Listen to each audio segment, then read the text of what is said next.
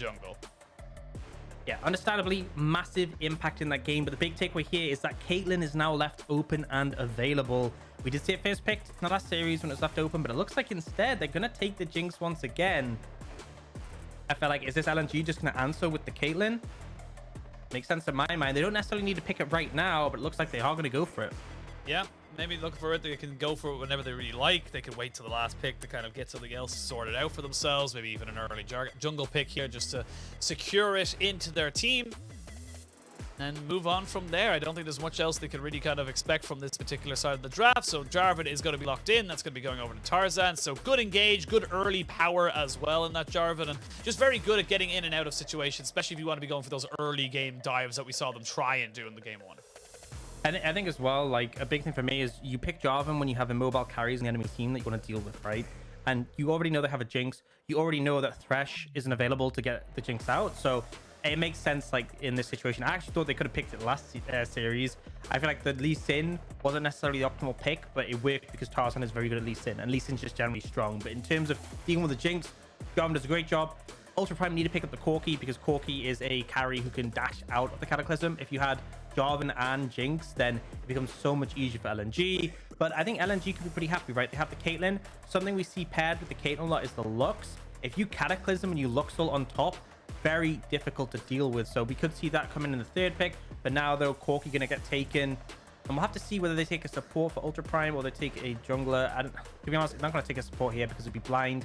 I think they will just take a jungler. The exception is maybe they could take a Leona, but you might get countered by Morg. So probably going to go for something just to have Hacker in a comfortable position. I think Corki basically 100% pick rate throughout the day. So it's a curious thing to see how much of a priority people are putting into this. And I think it comes down to just how versatile. Wait a minute. I'm going to come back to that in a second. Hacker going on to the Udyr. Yeah, so something which has that early clear pressure. We saw a lot of Udyr, obviously back when it was already broken last year in spring. And then it sort of got nerfed.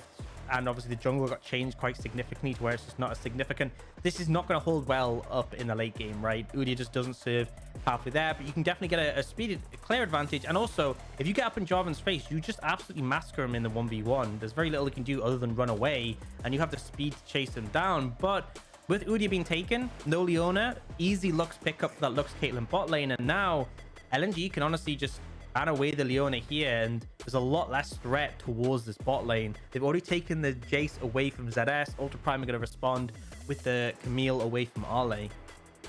I will say, and this is not a good stat, I will say, for Ultra Prime fans out there. Throughout his entire career, Hacker has had 13 professional games on Udyr. Guess how many of them he has won?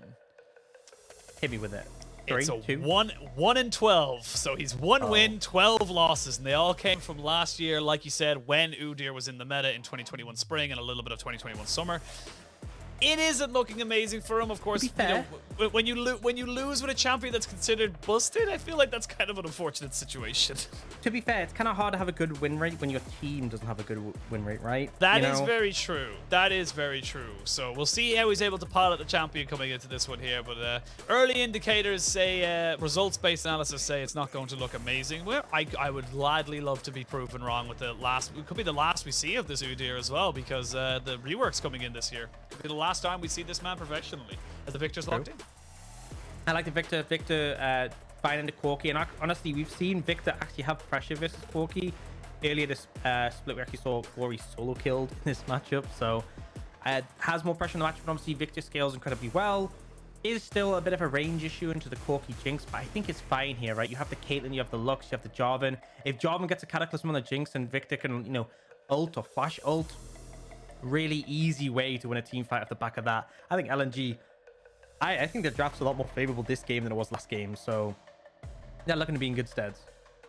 Yeah, we're going to see what the final pick is. Could see ShiauC back onto a hook champion like the Blitzcrank does. Give a lot of kill pressure, and yes, boom, love this. If you have something that's super oppressive in the early game, like a Caitlyn Lux, one hook is all you need. One hook is all it takes, and then you're back in the game. It's sort of like a double-edged sword though, right? Blitzcrank can be super impactful, but if you don't hit that grab, you are basically useless. Let's be real. So can be a little bit coin flippy. Fiora being threatened here for Arley, and it looks like he's going to lock it into the Gwen. So hoping to take that 1v1 and using that counter pick. It is a bit of a shouty pick for Arley, but overall, I think LNG a lot happy with their composition. There, there's elements of Ultra Prime, like the Udyr can potentially threaten the Jarvan, the Blitzcrank, if he finds momentum bot lane, get some kills, he can rotate around, threaten the Victor. But ultimately, I feel like LNG's composition is in a much more comfortable spot than even that composition game 1, right? So if they won game 1, I feel pretty good about their chances for game 2. It really comes down to ShiauC, and in fairness, I did praise him in game 1 for his aggression, so we'll see what he's able to do. Yeah, and for Alda as well, he's picking up that card, and obviously it's not the most meaningful thing, but I just think Kate Lux in particular is such a problem lane, and if your Blitzcrank isn't able to grab them, right, it's just going to be so hard. Very, very difficult. I'm curious to see if we see Hacker go for maybe a sneaky early play, and they're getting the ward out of there straight away. So I actually have a feeling that LNG, if they're even slightly overextended, we could see a level 2 play bot side. Take red, go immediately bot, try and make something work for yourself, because like you say, this Caitlyn Lux is so oppressive. If you don't have an answer for it, you're going to be in a lot of trouble. ZS now sees that Ala has dropped down a little ward on the blues. They're trying to get perfect information of where's Hacker's trying to be. So that's going to be the big thing right now, is if they can get information of where Hacker is starting, they can just delete or mitigate a lot of his pressure early on. We do see that Ignite has been picked up for ZS, but not for Arley, so a bit of an advantage in the 1v1. Did see Fiora taking Ignite occasionally, similar to like when Camille was all the time. You kind of needed Ignite to sort of win that 1v1. Obviously doesn't have as much safety as some of the other picks that just kind of give up having Flash. Now, it is a Guardian. Lux tend to see this whenever it's a sort of... When it's an all-in lane, you take Guardian. When it's a non-all-in lane, you can sort of take, like, Airy and have more constant pressure. I think not Airy. Comet is usually the typical one. But already, LvMao can just apply that pressure, but does get grabbed here. Yeah, they're going to actually flash forward. This is Elk trying to say, look, I can get the kill here. Flashing gets the first blood onto the ShiauC. It's an all-in lane. Yes, it's a super safe bot side, but Light and Elk are going toe-to-toe right now. ShiauC will have the Time Warp Tonic to keep himself nicely topped up, but great start for Ultra Prime again in this bot side. Oh, but Tarzan's coming. This is a kill, 100%. Yeah, this is just a kill. They're going to try and maybe trade it back, as I say that. Level 2 has been hit, and now you can see Elk trying to see if he can get a trade in on top of this. Oh, he predicted it! He gets the zap, and Tarzan flashes away. They will not give over the trade, so it's still a plus move here from Ultra Prime. Oh my god, Elk. Oh, he's so good, man. That predict and Light falls for it. Beautiful. I was seeing Jarvan come in. I'm like, okay, Ultra Prime got an advantage bot, but Tarzan's going to come clean up. But now he's like, just really ruined his pathing, and we're going to see more action. More and more action. This is exactly okay. Never mind. I'm going to move back on to what we were talking about. Nothing. But yeah, it's just LvMao's disrespectful on lane. And I can honestly be really critical of this. Like, why are you walking up in this situation? But it's a little bit later. Just Elk playing it perfectly. Hits the level 2, thanks to ShiauC hitting the minion. Gets the autos in, and the... Like, man, it even puts a purple thing on the ground. You see it coming, right? I know. I think he was so... Oh, I'm going to stop myself as Hacker and LvMao are here. Doinb walking down as well. They're not going to be able to get that steal. No one's taking this. Why is no one taking that? Okay, now they talk it. Now Hacker flashes away. Sorry. Very confused for just a slight moment there, but...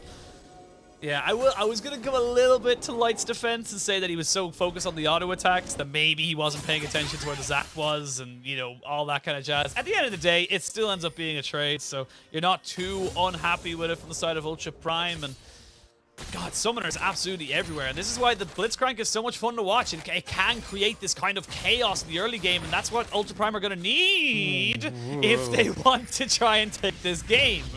It makes sense, right? When things are in a situation like this, where you have these mobile carries, and you would typically lose in terms of lane pressure, Blitzcrank kind of turns that all on its head, because you land a grab as like almost a guaranteed all-in kill in most situations when you're playing against Lux Caitlyn. So Tarzan's here. It's a 3v3 in the bot side. They're gonna go straight. Yeah, Tarzan's just like, I can't. I'm sorry. Bye. Just literally was decided. I am done here. There's nothing else for me to do. Cryin, I was going to say, needs to be very, very careful. We're getting very used to... oh, he's probably dead here, actually, if he doesn't have a flash available to him. He probably should have it. Tarzan's going to walk in, knowing that he doesn't need to go too far for that. And these junglers are having to be so active in this early game, but it is actually the Udyr that's coming out on top. Tarzan is a little bit behind in farm, has got the kill behind as well, so needs to start kind of farming up those camps to really catch up to this Udyr. Yeah, I mean, he really sacrificed his pathing to go clean up the bot lane mess. And then while Hack is just clearing easily on the Udyr, and then it ends up backfiring because there's a 1-for-1 trade. And I respect ShiauC just always looking for the windows to throw the grab, and he kind of has to be that way, right?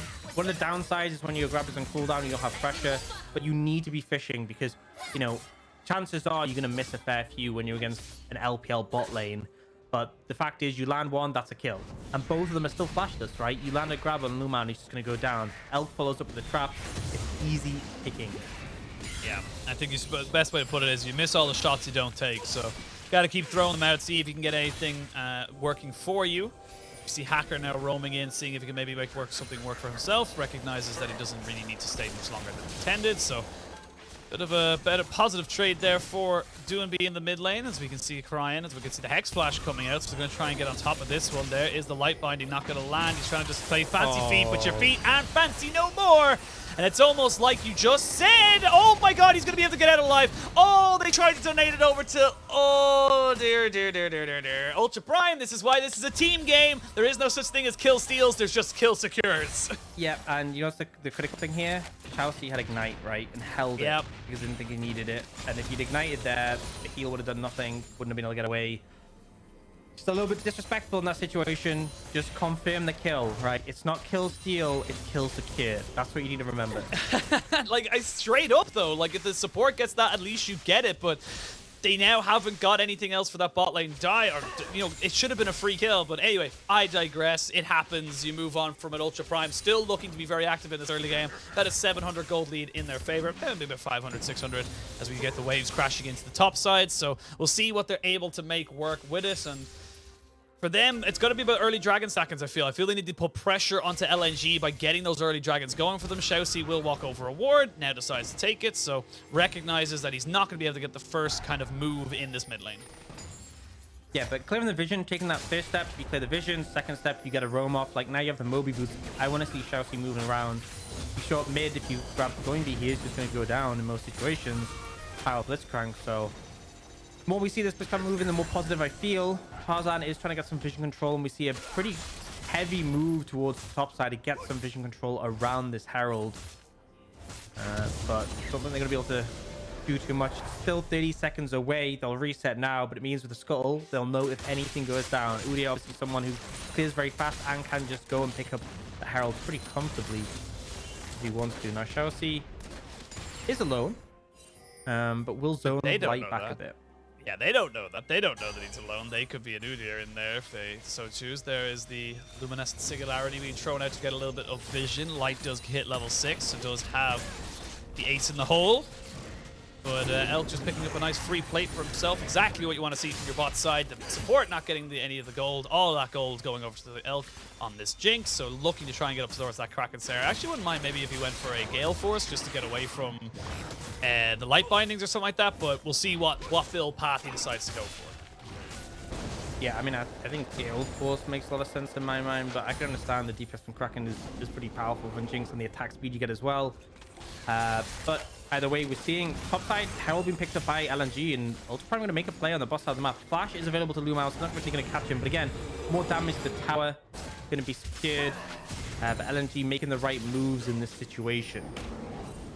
They steal the blue buff as well. They have a package here, so honestly, I don't know if this Caitlyn Lux can stay here. They need to leave now, and even then, I don't even think they're going to be able to get out alive. If Cryin decided to go in with the package, it would have been pretty damn easy for him to be able to get it. So they do recognize that the Udyr is at the Gromp at the moment. The ward goes down, the ward gets cleared.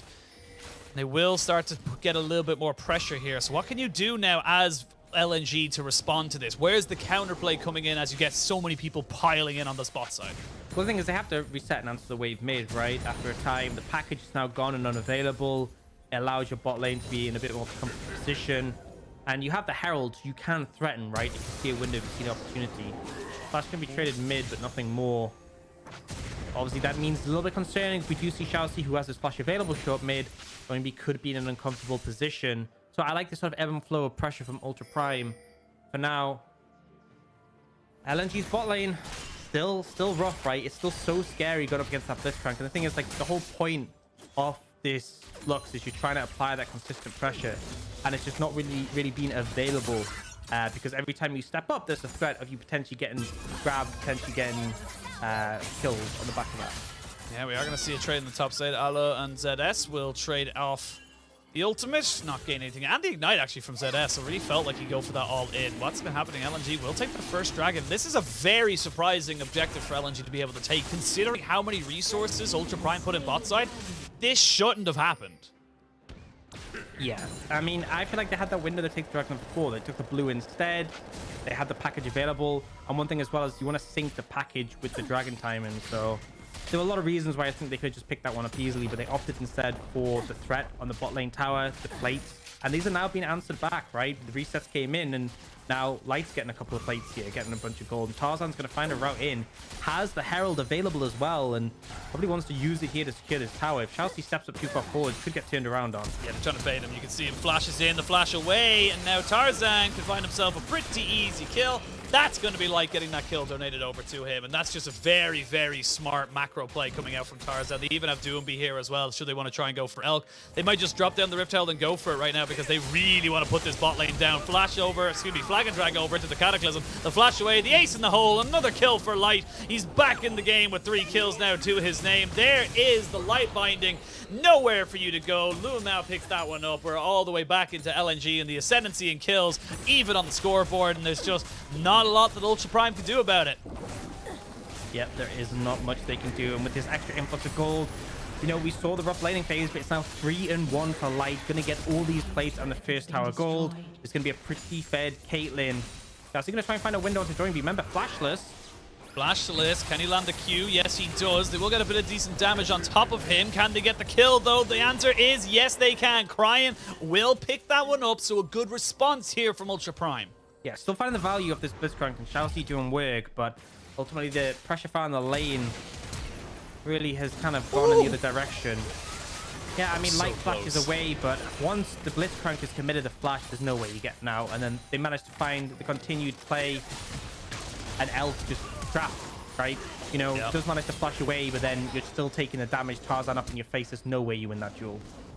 I will say it was pretty close for Light to actually get hooked there. It might have been a little bit worse for him, putting in the range of the Jinx, but didn't happen. And we see in the top side there, a Fiora and Gwen. It's actually Fiora coming out with about a 400 gold lead, and that's basically down to farm and plates. So doing a very decent job is Ala to get himself the advantage. And again, similar to game 1, we just don't really see much happening in the top side unless Doinb decides to roam up there. But this time around on the Victor, not really something he's been pushing towards doing. And we wait to see now first items being combed out. So we actually have the Gale Force here for Light. You still have the Kraken Slayer for the Jinx. I don't mind this, obviously. It's still fantastic damage. I like Gale Force because of the, what's the word I'm looking for? Skill expression you can get with it. Yeah, the problem is, in this situation, is Gale Force can't get you out of Cataclysm, right? That's fair. That's one of the very issues. fair. There's a lot of things you can dodge away from, but maybe as a result of nothing else to do that one. Kraken Slayer. And the thing is, it's not just the damage from the true damage you get from the Kraken Slayer. It's the attack speed and the mythic passive scales so well with things like Jinx, just because by the time you got a few items, you are getting a ton of attack speed. I believe it's 10% per legendary item you complete. Roughly about that as we see Elk finally getting the turret on bot side, gets full plate gold as well, so he's going to be coming back into this game a little bit. He's still about 500 gold behind, and Doinb, I've seen this before. I've seen this before, definitely. We got Hacker running in at him as well. He'll flash in, try to get the stun down. He will be able to get it. They will try and get that one over to Cryin, who ends up dying again. These donation kills are crippling Ultra Prime, and now you've got LvMao here with Light to try and just take down the rest of these kills. They will get the Gwen in. That's a fantastic Jinx roster from downtown, though, to get these felt bars low. It's all on ZS to try and kill off both of these people to make this worth for the side of Ultra Prime. Good side step, and Light just out of range of the snip, so not quite able to get taken down. At the end of it all, it's still a favorable trade in favor of LNG to go 4 for 2. Yeah, now it's trying to find Tarzan, but isn't able to. It's so close. And here's the thing, right? You think about the massive influx of gold that Light was able to get. You think about the fact that he's 5-1. If Light was any weaker in this fight, they would have lost this a lot more decisively. And they would have seen potentially ZS able to clean up the end. It just gets a bit messy at this point because yes, it's a 2 vs 2, but ShiauC and Hacker don't have that much damage between them. It's only when ZS turns up and this great Jinx rocket comes in that they're able to really find more momentum.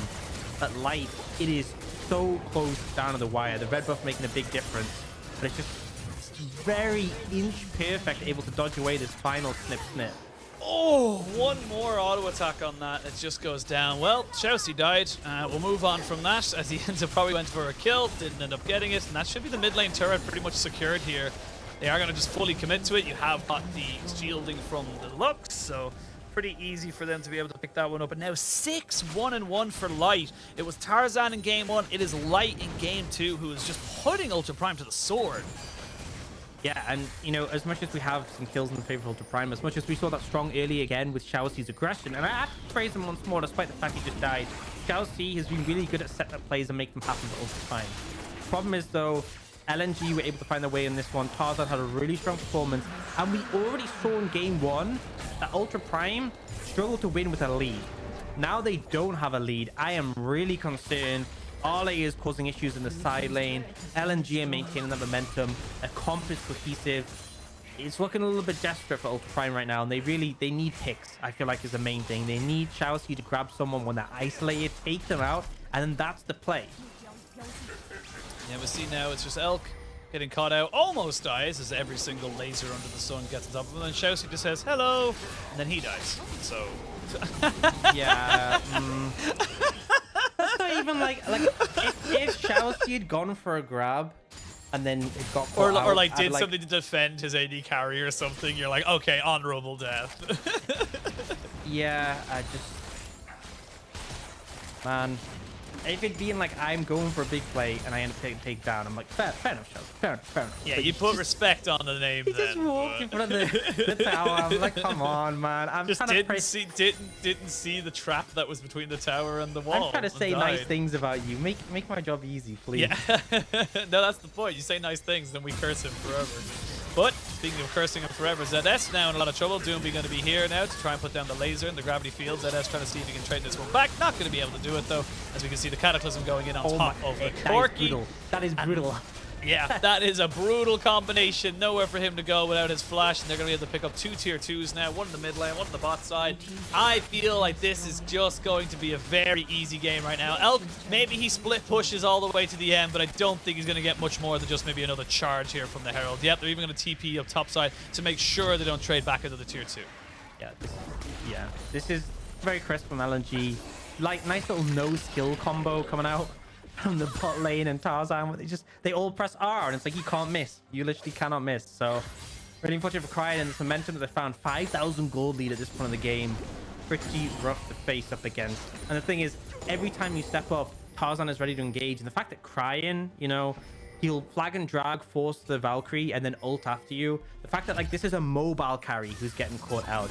But in mobile carry, it's even worse. I mean, ZS tries his best to win the 1v1 by keeping the last vital against the wall, but Doinb just like just makes it unfair. Yeah, I don't think there's much else to really say about it other than try again next time, I guess. It's going for the crown of the Shattered Queen. I honestly expect it. Yeah, I mean, I don't think it's going to do a lot. See ShiauC now nearly dead as he gets pretty much all ultimates on top of him. The ace in the hole was available. I'm sure he would have gotten that too. So now the last tier 2 in that top side is going to be taken. They get the flag and drag. They get the kill onto Hacker. Looks like he's going to go from 1-12 to 1-13 on this Udyr in his career, and it's all LNG. This is not even 20 minutes. There's not even a Baron to steal, Ox. There's nothing. Then what are you supposed to do? I'm working on an answer, okay? Yeah, I'll come back to you. Here we go, Cataclysm. Elk gets himself the flash out. They are already on to the inhibitor turret. There's some good damage. Elk has got himself a little bit more in the tank than they may have appreciated. They will back away.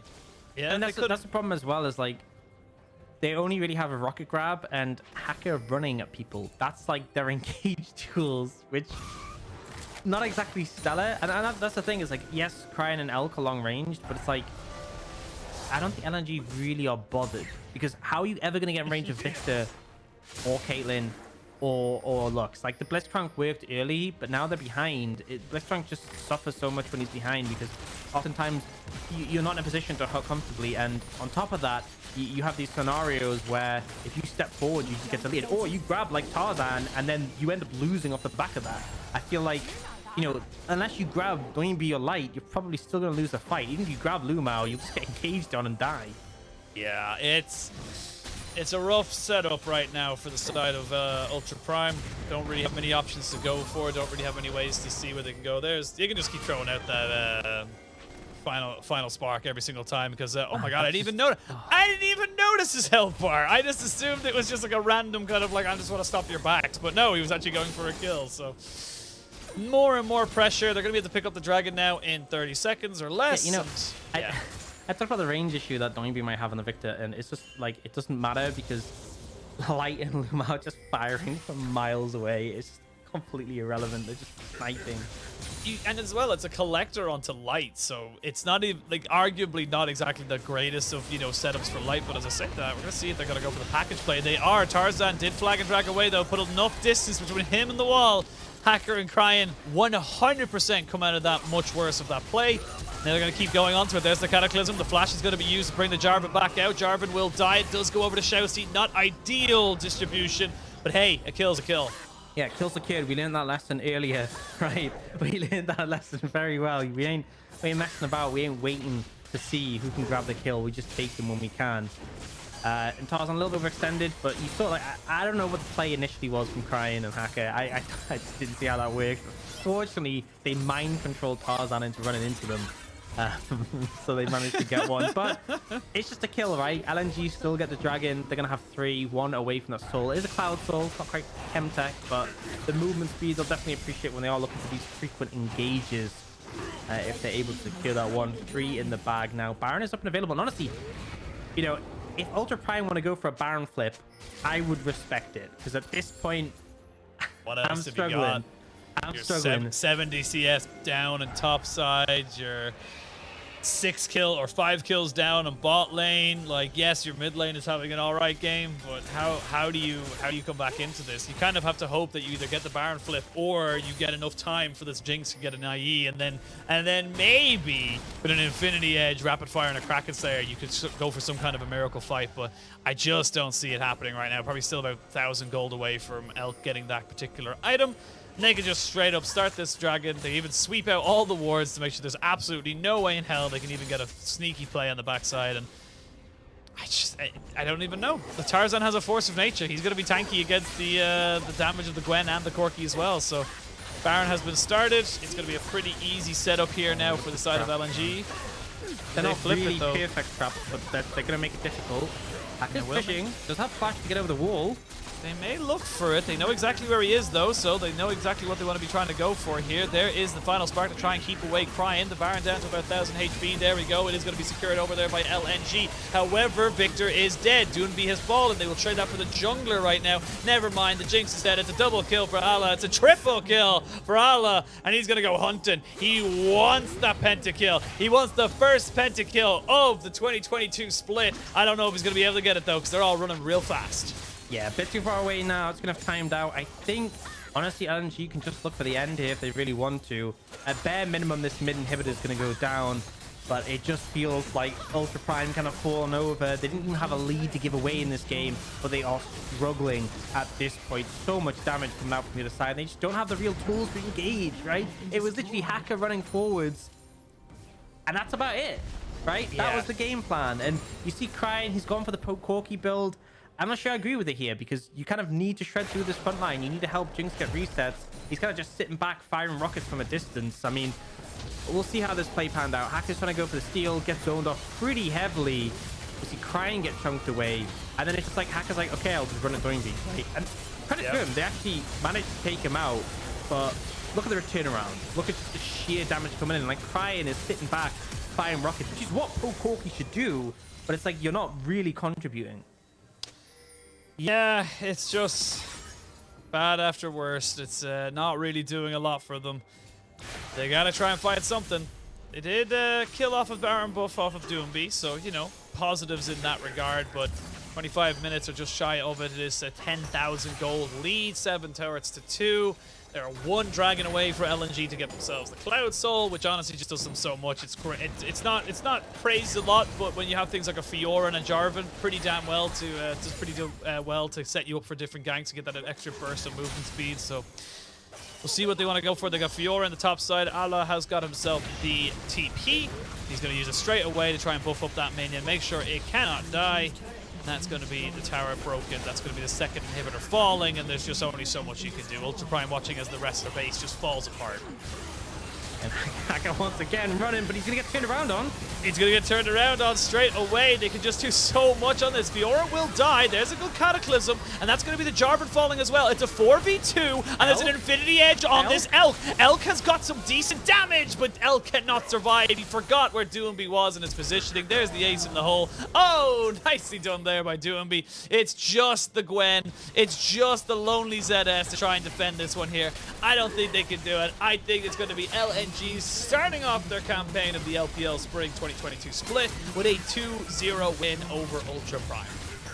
Yep, and we'll see that we'll kill LvMao again, but it doesn't matter. The game is over, and it's kind of the expectation, right? I like the composition come out from LNG more than their game 1 composition. On top of that, they had that early lead. They were able to find, yes, there was a bit of messiness in the bot lane with Blitzcrank, but eventually they got that decisive advantage thanks to Tarzan playing around bot. And considering they won game 1, despite the fact they were massively behind, when they're ahead, I just had limited hopes for Ultra Prime.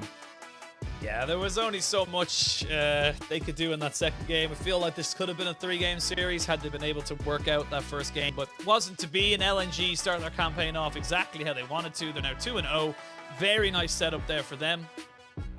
And honestly, it's refreshing to see.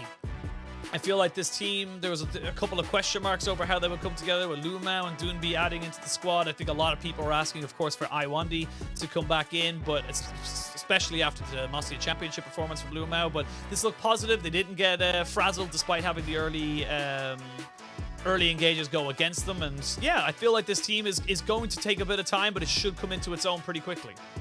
Yeah, I mean, there's definitely messiness, I think game 1 in particular, but they bounced back, and I think Tarzan really showing his pedigree looked excellent in both games, honestly. Just consistently finding windows to make things happen, and I think especially that game 1, they needed that so desperately, and the Lee Sin was very easily finding engages. So credit to them. I think there's a lot of talent, a lot of potential in this LNG lineup, but yeah, as you said, just kind of need things to come together a bit cleaner, because I think Ultra Prime, the expectations aren't nearly as high, right? I want to see how LNG is going to fare against some of the other rosters, you know, your FPXs, your top esports, your RNGs. Well, after today, maybe not top esports, but you know what I mean.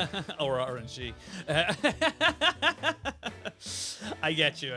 Yeah, it's going to be a bit more of a test. And a bit more of a conversation to have once those tests actually, you know, occur. Once we see the results of those exams and see how they're able to fare up. I still think that Doinb is an absolutely insane carry. I think Tarzan is still probably the best jungler we have in the league. You know, it is going to be a very, very fun split to get the answers from. And again, we've only one game. This is 1 out of 16, so you got the first step forward, but you need to keep going. You know, you need to have a much bigger start than this. And you know, a lot of eyes are going to be on when their next game is as well, because you know, if you can get a couple of wins before the Chinese New Year kicks in, that's a big win for you. Yeah, and I think looking on the other side for Ultra Prime, there was some good moments. I think Elk really looked solid, honestly. I think he tried, good. Man. He tried his hardest. He absolutely tried. I think if the team can figure out some things, fix some problems, I think ShiauC and Elk are a really good bot lane, honestly. I love the aggression from ShiauC. I love Elk. Just his ability to carry when he's given resources is pretty solid. It's just the team cohesion isn't quite there. Some of the calls are a bit rough. I have no idea why they picked Udyr in that game, but you know, I think there is some potential, and I think I'm hoping to see a bit more from them as the split goes on. I'm hoping they'll beat out their 5 wins that they had last split, and you'll see this one is kind of like they had that early lead, right? They had that early advantage from ShiauC, but it just, as soon as LNG were able to claim that advantage, you just felt like the game was out of Ultra Prime's control. Yeah, I feel like, again, that the Udyr just doesn't really make a lot of sense with the composition. They tried to just snowball on bot side and just weren't able to get as much of an advantage as they even had in the first game. So it happens. You move on. You get yourself set up and ready for it. But a big win there for LNG. Start their campaign up next. They will go up against RA. That's going to be on Saturday, I believe. We're casting that again as well. So lots to look forward to. Lots of LNG. We're going to be very familiar with this team. So, you know, you look at the kind of teams they're up against before Chinese New Year.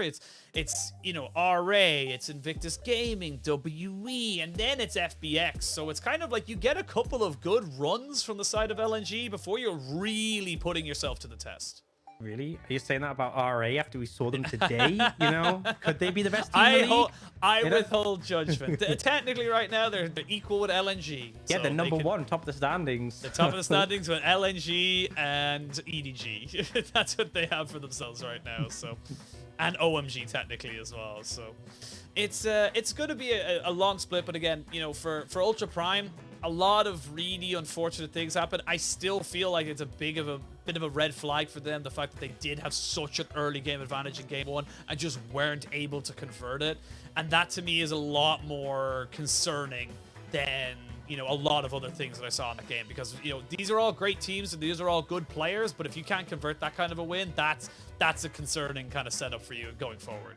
I think there's other teams in the league where they would have won from that position against. Yeah. I think a big aspect of it was LNG being such a strong lineup that one mistake is enough. There are a bunch of teams who similarly would have punished you for that, but I also think there are some teams where you would have gone away with that, right? And I think that's the thing to think about, is they can make a takeaway from this. They can definitely clean up, but at the same time, they did manage to find that early league. And what I don't like is when teams, particularly in the LPL, when teams who are, you know, weaker just sort of play very passively, play not to lose, and then just end up, you know, falling anyway. I think the main thing is that we saw them play to win, right? Ultra Prime came here to win. They came in with aggressive picks for ShiauC, who was making things happen. They got that early lead, and yeah, they didn't find it all the way, but it's better than them just sort of rolling over and dying. So, you know, I at least enjoyed watching them put the best in, particularly ShiauC, but LNG are a force to be reckoned with. Yeah, really much so. And just wanted to kind of get you. We're waiting on the MVP or Man of the Rift for that particular game. Who was your Man of the Rift, Docs? Who do you think played the best in game 2? Ooh, I gotta say Tarzan. I think Tarzan, despite Light. Yeah. I think Light was good, but also there was the whole. I feel like this is unfair because I'm kind of thinking about the fact that bot lane was just a mess to me. It's hard for me to unpair the fact that LvMao just kept dying, and Tarzan did kind of save that. I think there's good arguments for Tarzan. There's good arguments for Light. There's even an argument for Alex. They didn't really do anything, but that's what you do on Pure, right? You just show up. They didn't even listen in the game, and you're like, "Hey guys, I'm here. I'm really strong." And he basically did that, and he got the triple kill at the end. So, you know, credit to him for doing that, I guess. It must be nice, right? That must be the dream. Like, you're getting paid all this money just to play PvE in the side lane until it hits 20 minutes, and you're like, "Hey guys, can I get a triple kill?" Yeah, it's just it's a good start to the season for them, and I suppose we can wait to see exactly how they go on. I'm glad to see that. I'm glad to see that Tarzan hasn't really missed a beat. I'm just glad to see that this team is kind of slowly coming together as a good cohesive unit. And like I said, it will be a little bit more time before we start seeing them clean up all of the issues that we've seen, especially in that bot side where they were kind of losing in the 2v2s a little bit too often, to say the least, in this series. But again, it's a very small sample size. And for Ultra Prime, they haven't really got a great run of form, sadly, for them. But before we get on to that, we are going to look at Light, our MVP from Game 2. Honestly, bigger score, better player. That's just how it is. Yep, that's fair. That's absolutely fair. Plus, I think credit where credit is due. He had to deal with LvMao, you know, getting caught by a bit too many Blitzcrank grabs. So, in fairness to him, to weather that storm and then bounce back and obviously have a really strong Caitlyn performance, ended up doing a ton of damage. That flash that we saw just before this play, just before the grab connected, was really nice. And I love this kind of trio of synergy. I called it the unskilled combo because Jarvan presses R and then both Caitlyn and Lux do, and Lux can't miss. It's like, we just see it here. It's like, what can you do? What is the counter? You can't dodge it, right? You literally can't do anything. So credit to Light, really strong performance here. And again, good bounce back with your face with the Blitzcrank, who is killing your support repeatedly. Yeah, this was the unfortunate bit. Elk just takes a little too far forward, forgets where Doinb was in the positioning, and sadly pays the price. There was a small opportunity there for Elk to take over, but wasn't to be in that particular instance. And for Ultra, back to my point, it doesn't really get easier. They play Top Esports on Saturday. They play EDG then after that. Then they kind of go up against LGD, but it's not really what you want to be seeing. This could be a very swift 0-3 start for these guys, and that it's not what you want to be seeing. So we'll see how they end up going forward. We'll have a quick recap of how today's games went, because it's been a bloody quick day. We started